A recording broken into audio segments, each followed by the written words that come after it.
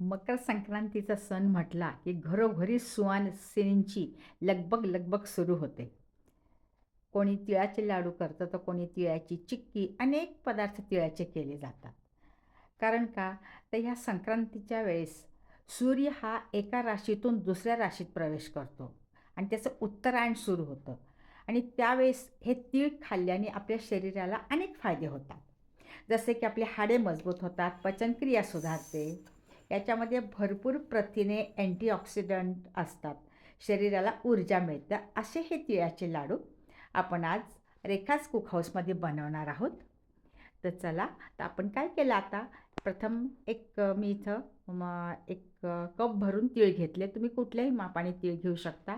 तुमच्या कुठल्याही वाटीने एक माप ठरवून घ्यायचं, त्या वाटीने घ्यायचं आणि जितके तीळ आपण घेतलेत ना, त्याच प्रमाणात आपल्याला गूळ घ्यायचा. म्हणजे ज्या वाटीने तुम्ही तीळ घेतले असतील त्याच वाटीने आपल्याला गूळ मोजून घ्यायचा. इथे मी गूळ बारीक करून त्याच वाटीने त्याच कपाने मोजून घेतला आहे.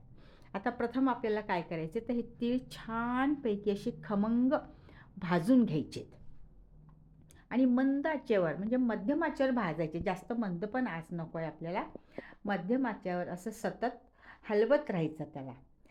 कारण का होतं, जर आपण हलवलं नाही तर तीळ काळे पडतात, खाली चिटकून राहतात. जे खालचा भाग आहे तो करपल्यासारखा वास येतो. तर त्यामुळे सतत आपण हलवत राहायचे आणि असे जवळजवळ एक 10 मिनटं छान असे तीळ फुलल्यासारखे तुम्हाला दिसतात आणि चटचट असा हा आवाज पण येतो. असे तीळ उडतात. मग आपण समजायचं पॉपअप झाले की समजायचं हे आपले तीळ आता छानपैकी खुसखुशीत झाले आहेत. तुम्ही जेवढे मध्यम आचेवरती जितके जितके आपण छान असं भाजतो ना, तितके त्या लाडवाला एक मस्त खूप छान अशी चव येते. तिळाचा खमंग वास भाजताना छान सुटतो. आता हे तीळ आपले भाजून झालेले आहेत.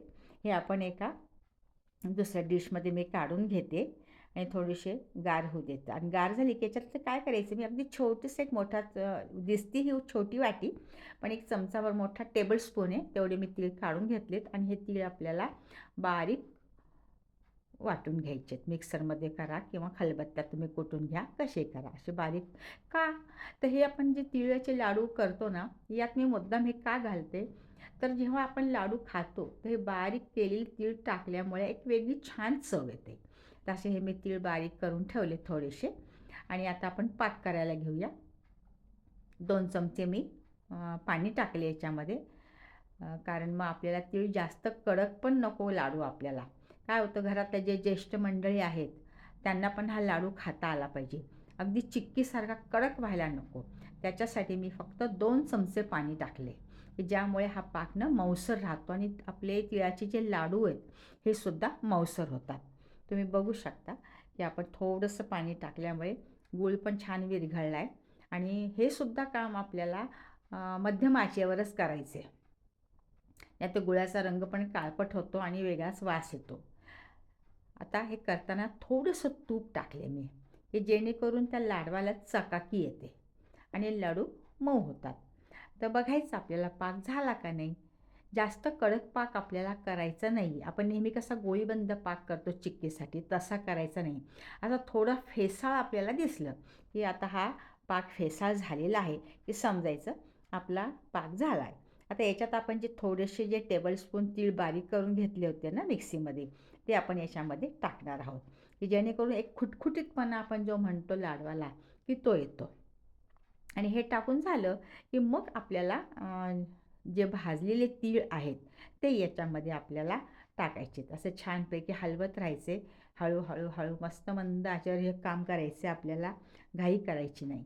आता बघा, जे बाकीचे आपले तीळ आहेत ते सगळे तीळ आपल्याला टाकून घ्यायचे आहेत आणि ते सुद्धा मंद आचेवर करायचं. आता मी मध्यम आच नाही ठेवली, आता एकदम मंद आच केली, कारण जर पाक कडक झाला तर लाडू वळायला आपल्याला अवघड जातात. तसे तिळाचे लाडू जर आपण खाल्ले ना, तर आपलं खरं फायबरचा स्रोत चांगला असल्याने आपली या तिळाच्या लाडूमुळे ऊर्जा तर मिळतेच मिळते, पचनक्रिया सुरळीत राहते. आणि हे तिळातील जे घटक असतात ना, हे आपला रक्तदाब कमी करण्याससुद्धा मदत करतात, रक्ताभिसरण सुधारतं. त्वचेसाठी तर फायदेशीर आहे. तिळाचे तेल आपल्याला अतिनील किरणांपासून सुद्धा संरक्षण करते. झिंक आहे याच्यामध्ये, व्हिटॅमिन ई आहे, ओमेगा फॅटी ॲसिड आहे की ज्याच्यामुळे आपल्या केसांची वाढ होते आणि आपल्या केसांची चमक वाढवते. अनेक प्रकारे हे तीळ आपल्याला फायदेमंद असल्यामुळे आपल्या वाडवडिलांनी हा जो सण साजरा केल्यानं आरोग्याच्या दृष्टीनेच या तिळाचं महत्त्व पहिल्यापासूनच अधोरेखित केलेलं आहे. तसं हे तीळ म्हणूनच आपण संक्रांतीला वेगवेगळ्या स्वरूपात या तिळाचा वापर करतो. इथे आपण काय करत आहोत तर तिळाचे लाडू करत आहोत.